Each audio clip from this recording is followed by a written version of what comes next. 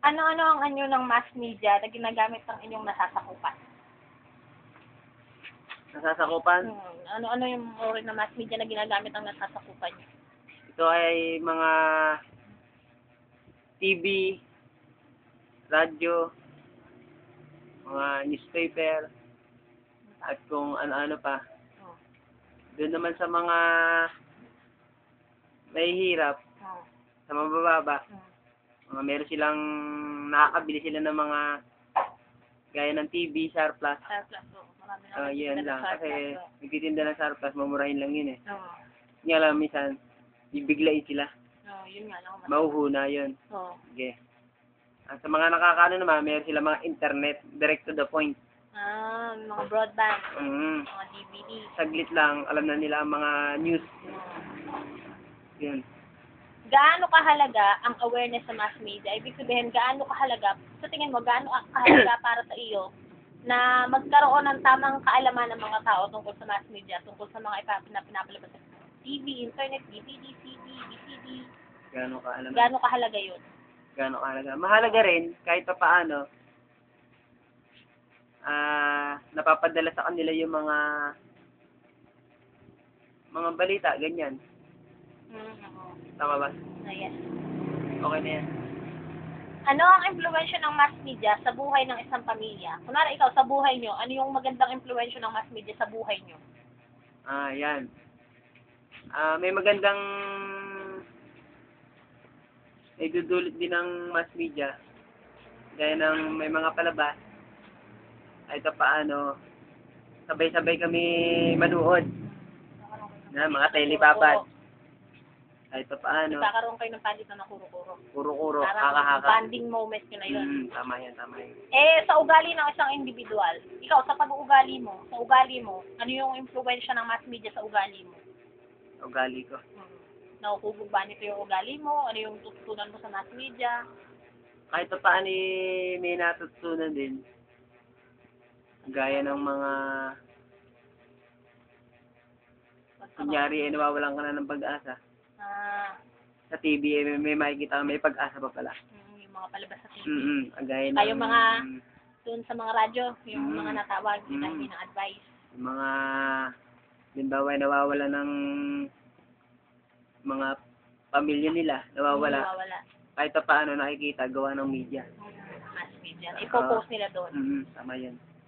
Ano ang papel na ginagampanan ng mass media sa paghubog ng kaasalan ng individual? Parang ano yung papel na ginagampanan ng mass media para hubugin ang pagkatao mo? Para maging isa kang magaling or mabuting individual. Ano yung naitutulong ng mass media? Paano ka nagiging mabuting tao? Paano nagiging mabuting tao? Dahil sa mass media. Kahit pa paano tawag dito. Parang nagagaya mo. Nagagaya mo kung ano yung... Yung sa mga tama lang. Yung mga tamang pinapakita nila. Pinapakita ng mga palabas. Ina-apply mo sa totoong buhay. Tama yan. Kalimitan, kapag ang isang bata, kunwari ako, isa akong bata, nagpakita ako ng hindi magandang ugali, or kunwari nagmura ako, or may ginawa ako hindi maganda, hindi ko sinunod. Kunwari ikaw tatay ko, hindi ko sinunod yung utos mo. Karaniwan sinasabi ng mga magulang, di ba? Ang sama ng ugali mo, yan ba yung natututunan mo sa panonood ng TV, sa pag-i-internet, sa pag-telebabad, ganyan. Sinisisi nila minsan kung ano man yung institusyon, kunwari sa school, sa mass media. Sa tingin mo, dapat ba yung ginagawa nila, makatarungan ba yung ginagawa nila? Dapat ba talagang isisi ng magulang sa mass media yung pagkakaroon ng hindi magandang asal ng anak nila? Hindi rin. Bakit? Ano yung reaction mo? Bakit hindi dapat isisi sa mass media? Kasi ang sa television naman kahit pa paano meron dyan yung tinatawag na PG. Rated PG parental PG guidance. parental guidance. Diba? Andun dapat ang mga gulang kahit saan yung mga anak nila, ginaguide pa rin nila. Hindi sa makatuwid. Sila dapat yung higit na nakakaalam. Oo, higit sila ang nakakaalam. Ano yung dapat. Na sino dapat ang sisihin. Alam na nila yon. May ilang institusyon na kumokondena sa ilang palabas at programa sa television or sine or radyo, katulad halimbawa ng MTRCV. Di ba? Yung mga palabas sa TV o mga palabas sa sine, sila yung kumokondena. minsan, di ba, sa Itbulaga, sa Wawawi, di ba, minsan kapag may nasabing hindi maganda yung host, di ba, inaalis nila yung host, sinasuspinde. Para sa iyo, makatarungan ba yung ginagawa nila? Kahit pa paano, okay din yun. Kumbaga sa nagkakamali sila eh. Nakakatulong din yung ginagawa nila. Nakakatulong din yun. Para matauhan din sila. Eh, Para hindi na maulit. parang hindi na umuulit. Yun. Kung ikaw ang bibigyan ng pagkakataon na magmay-ari ng TV network, ano-anong programa ang ipapalabas mo simula alas 5 ng umaga hanggang alas 12 ng hapon? Kung bibigyan ng So, pagkakataon, bibigyan ka ng pagkakataon. ay, ibalik yung nakaraan. Kagaya ng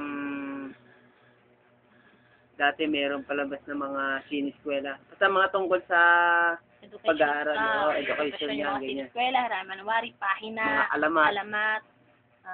Last question. Last question. Ano yung maipapayo mo sa mga magulang at sa mga kabataan para sa gayon magkaroon sila ng magandang impluensya ng mass media? Ano yung maipapayo mo sa kanila? Una sa mga magulang muna, ano yung maipapayo mo sa mga magulang? Sa mga magulang, Oo, sa mga magulang muna. papayo. Ipapayo lang kanila bantayan nila. Hindi lang yung minsan hindi naintindihan ng mga bata yung PG.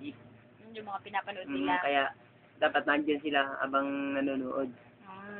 Sa mga kabataan naman. Mga kabataan naman, kung kayo manunood,